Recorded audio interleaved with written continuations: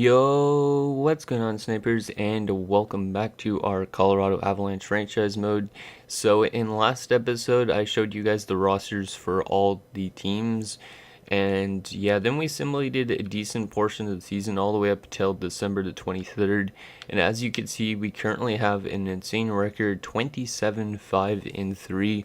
We are currently the top team in the league with 57 points, as well as we have the leading point man in the entire NHL, and that is Peter Forsberg with 44 points in 37 games. So if we could keep this up, it should be safe cruising into the playoffs with like no trades whatsoever. But who knows? We still have like 2.5 months wish of up till the deadline. So we're gonna start simulating and see if we can make those playoffs.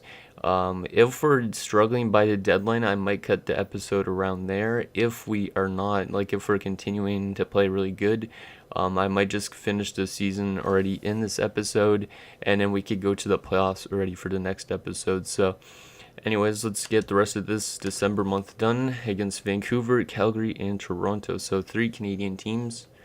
Vancouver should be an easy one, and it's a loss. Wow, okay.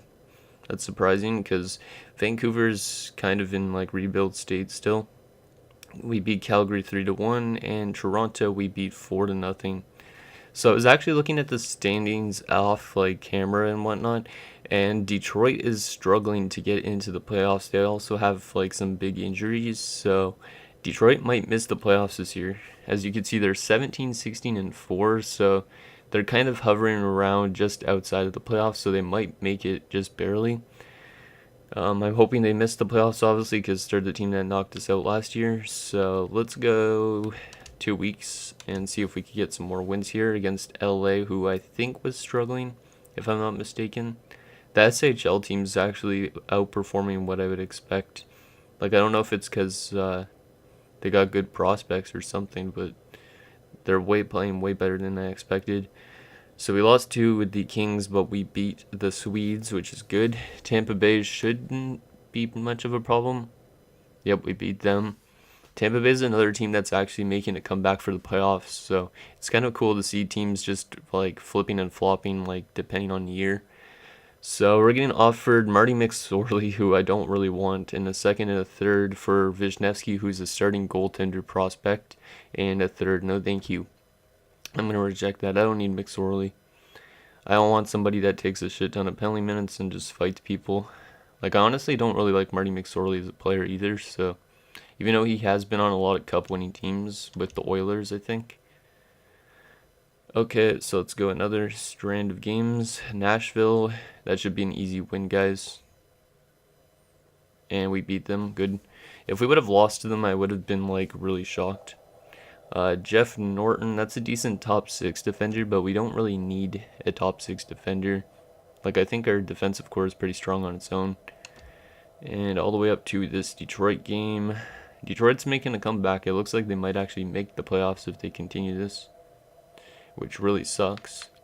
Let's go to February the 1st. And then we're going to check the standings again just to see an updated look at it. Because New Jersey was the team that was closest to us in the standings. Calgary is willing to give us a second and a third for our prospect goalie and a fourth. I'm going to reject that still because I like Wisniewski and I think we need a goaltender prospect still in the system. So Gary Galley and Sean O'Donnell for a first and a second. Now that's a decent offer, but like I said, I want to really keep these picks in the first round this year.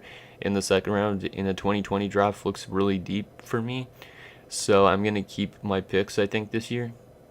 Just because, like, when I was looking at the draft class, like I showed you guys at the end of the last episode, there's a medium franchise going first overall, and then there's a couple medium elites before, who is it, before Alexis Lafreniere. Now they're offering me Galley, O'Donnell, and Rosa for a first and Wisniewski.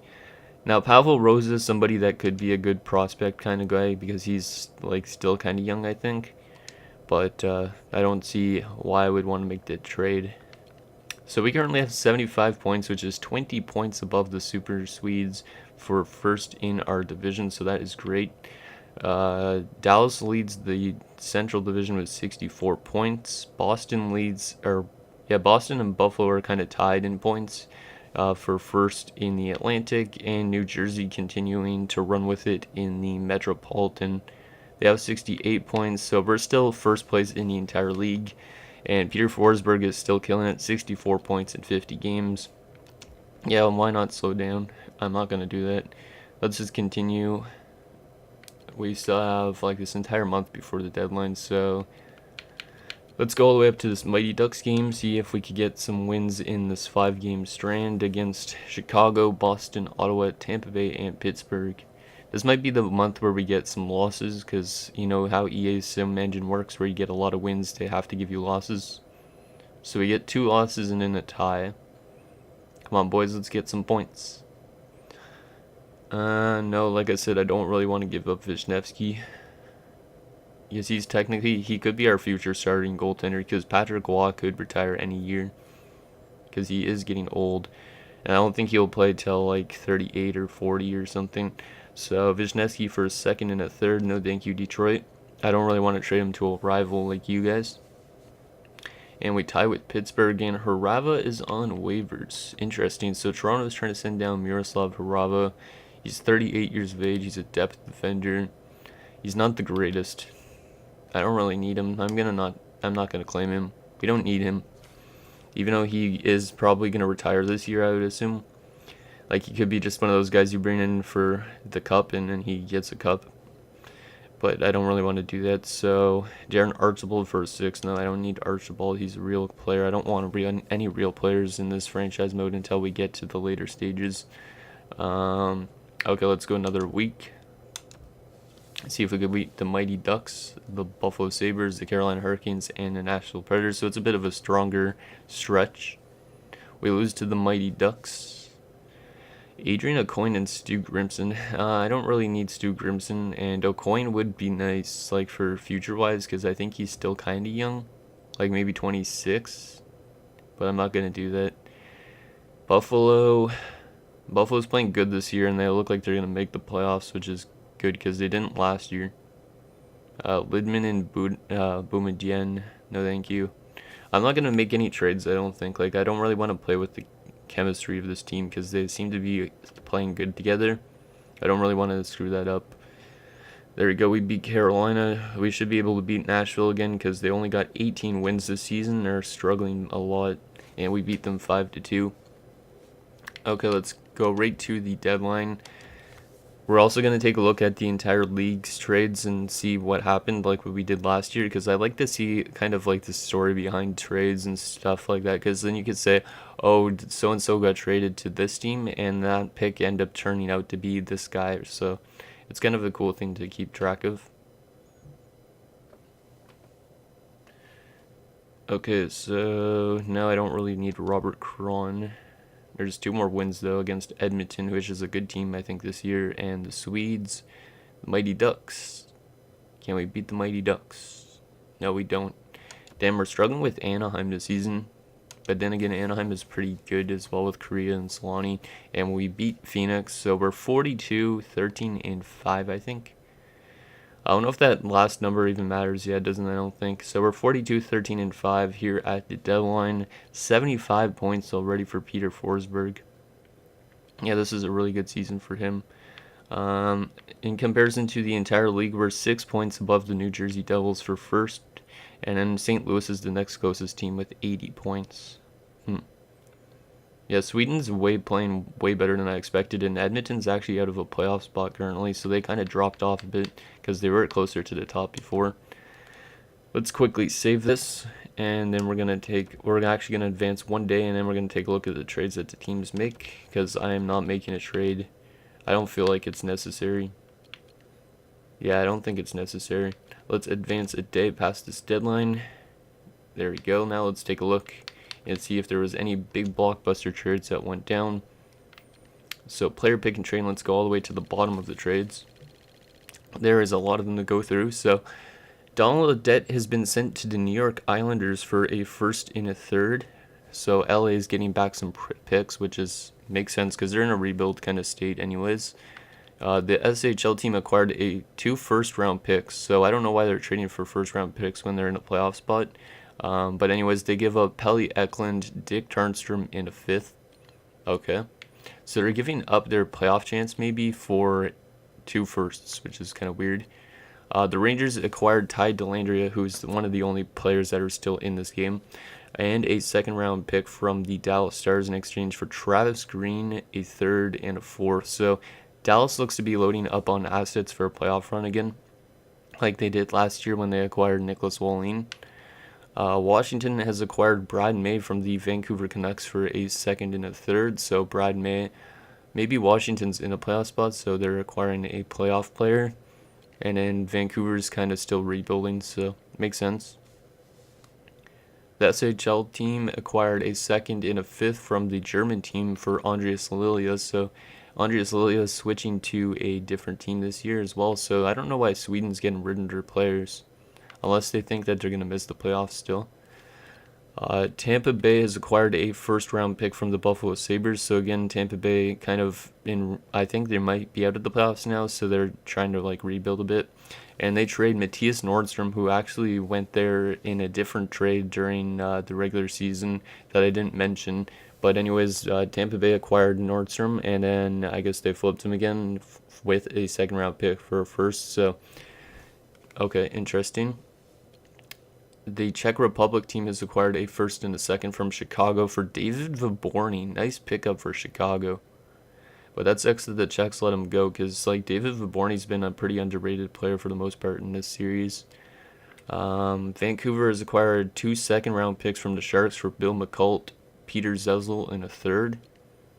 Toronto has acquired Patrick Schellberg, a second, and Bob Bugner for a first and a second. So Toronto loading up on players again, and Nashville getting some picks. So yeah, Nashville's going to have a really good draft, I think, this year. Vancouver has acquired a third and a fourth, and Sean Durzi, who's another one of those real prospects, for Jeff Courtnall and Jamie Allison. So Jeff Courtnall, I don't know if he ever played for the Leafs, but he goes to Toronto, so changing scenery in Canada at least. Florida's acquired a first, Brian Purcell. That guy was a second-round pick or a first-round pick last year, and a second-round pick in 2020 for Robert Schfela. So Dallas is still acquiring some more assets for a cup run. Philadelphia's acquired Adam Ruzicka, who's another one of those real guys, and a second-rounder for a third, and Brad Malone, who's another one of those AHL guys. And wow, so Buffalo traded away their former first rounder as well. That's interesting. So the Islanders are getting Barrett Jackman, a second-round pick, and a fourth-round pick from Buffalo in exchange for Smolinski and Ojic. So since Buffalo's in a playoff spot, they're giving up their prospect, or their best defensive prospect, to a team that's struggling. Wow, there's a lot of these trades. Kevin Haller in a fourth, and Dylan McIlrath, who's still a real player, to the Philadelphia Flyers from Mighty Ducks for a second and a fourth. Okay. Vancouver's acquired a third and a fourth from Calgary for Paul Laus and Darby Hendrickson. Philadelphia has acquired Frederick Olson, Gary Volk, and 2 others for a first. Ryan Miller.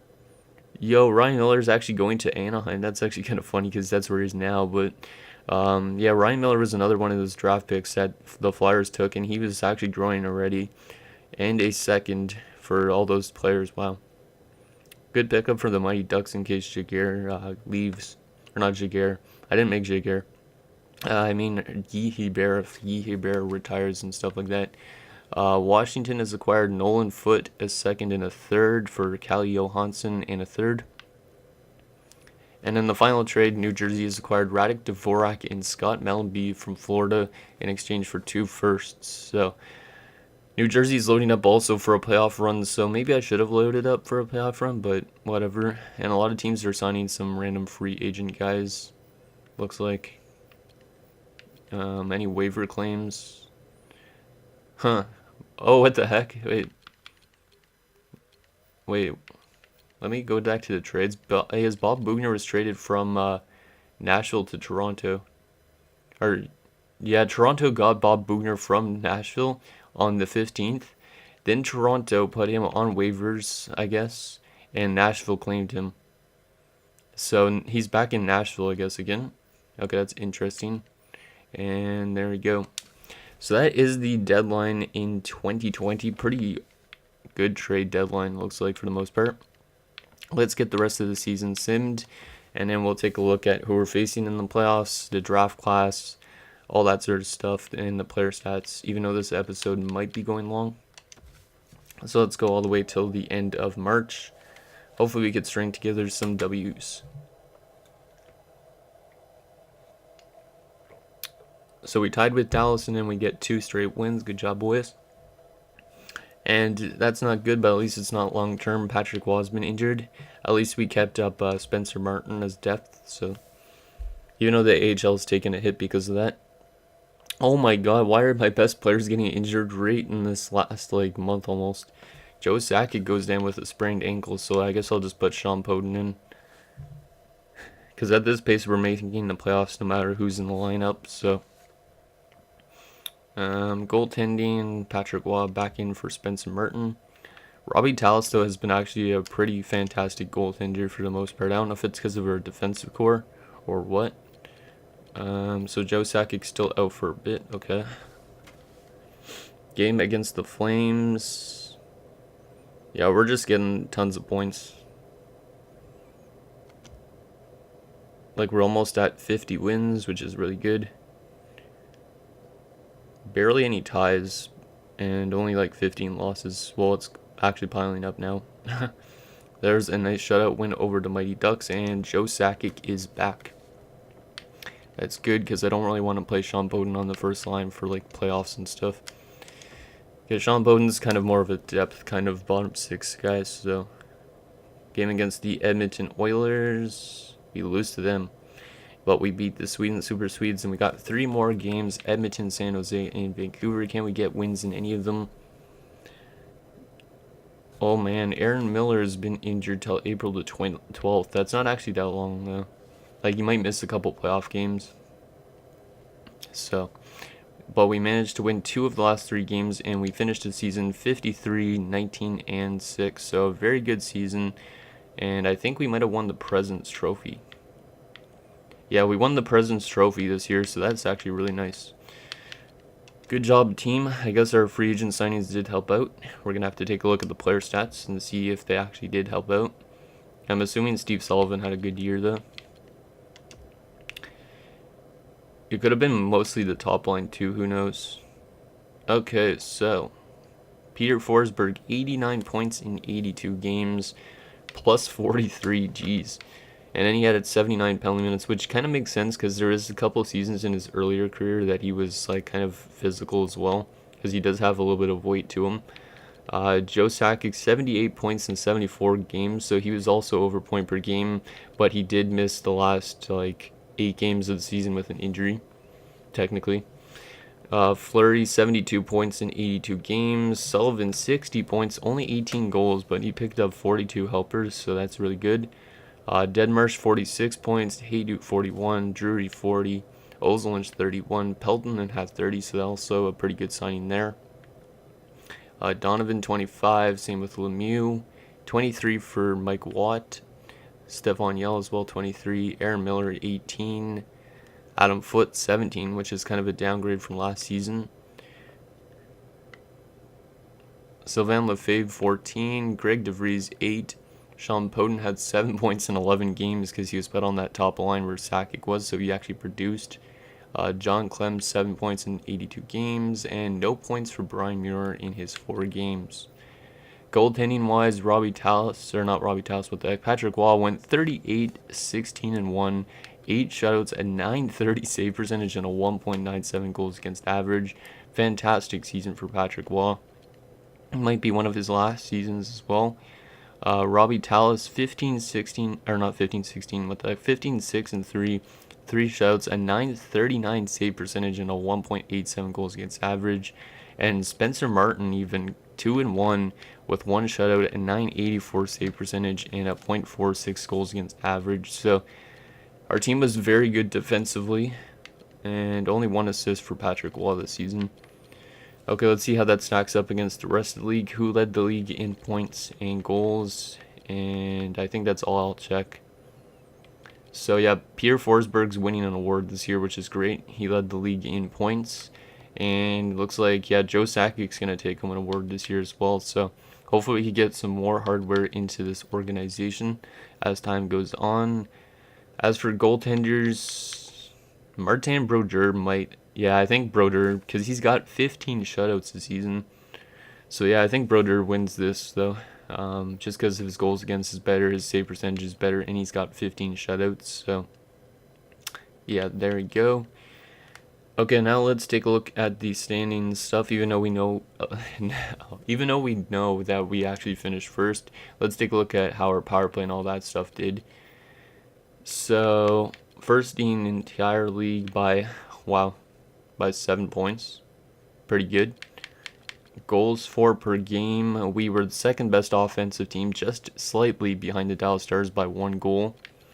Goals against per game, we were the second best defensive team. New Jersey was the best defensive team. Power play percentage, our power play was the second best in the entire league, just behind Dallas. So yeah, Dallas had a really good power play unit. And then penalty kill wise, we were 4th on the penalty kill behind New Jersey, Ottawa, and Chicago. So yeah, we were good in all situations, it looks like.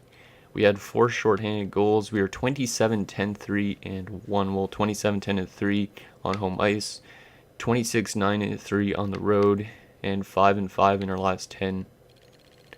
Okay, let's see also who actually made the playoffs other than just us. So New Jersey, Dallas, Chicago, St. Louis, Boston, Toronto, Edmonton, San Jose, Pittsburgh, Phoenix, Ottawa, Buffalo, Sweden.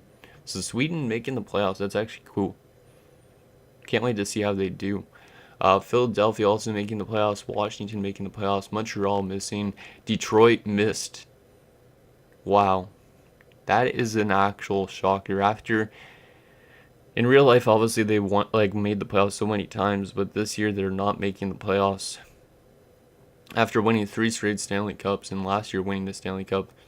Yeah, this is going to be an interesting series to see what happens with stuff like that. Who was the worst team in the entire league?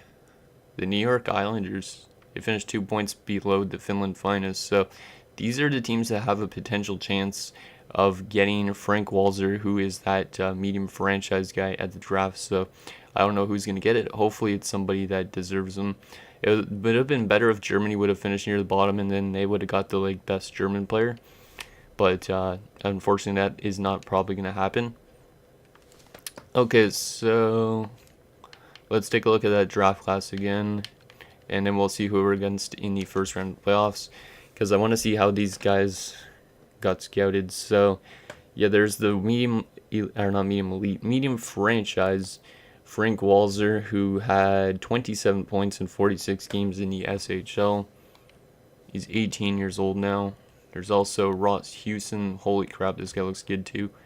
98 points in 53 games in the USA.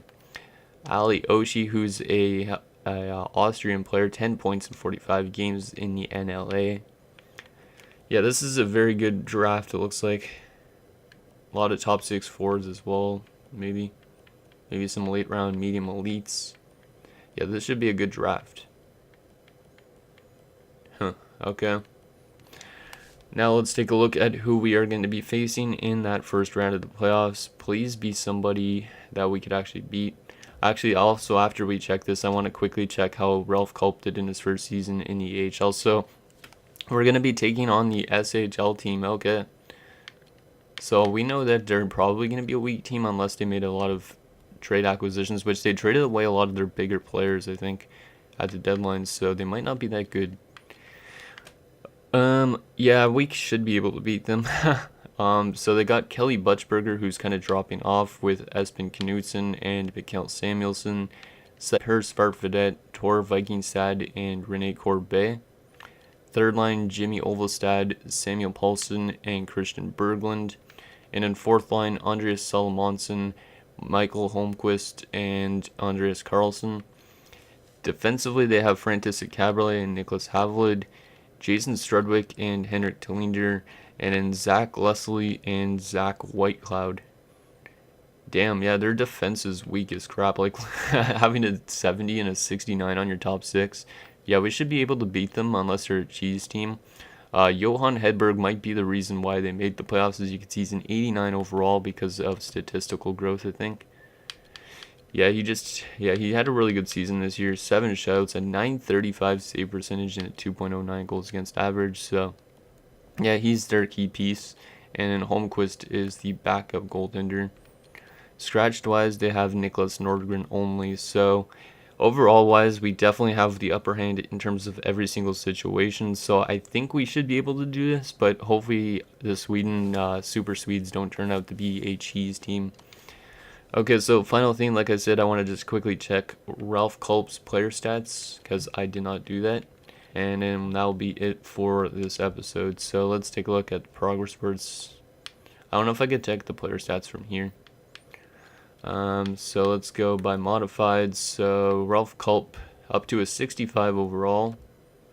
He had 32 points this year, so he was just under 0.5 points, or he was just 0.5 points per game. Goals, 18 assists, a -4, 69 penalty minutes. Had a pretty good shooting percentage. Could have been the power play that helped him out, but definitely he did pretty solid for a first-year player. His takeaways and giveaways are close as well, which means that he might be a really good two-way forward once he gets to the NHL level, but it's going to take a bit of years for him to grow. Probably he won't be NHL ready till he's like, I'd say like 2021 maybe. Like not the year 2021, like 20 or 21. Also prospects, Whitfield have grown. Nobody else is really that important though, so there we go. And yeah, that is going to do it, guys, for this episode of our Colorado Avalanche franchise mode. So in next episode, we will take it to round 1, where we're going to face off against the league's, I guess one of the league's newest teams in the Sweden Super Swedes, and see if we could actually beat them and get on to that second round like what we did last year. And I think we have a chance to make it far this year since Detroit's not in the playoffs. We might be the next best team other than Dallas. So let me know what you guys think, and I'll see you guys next time.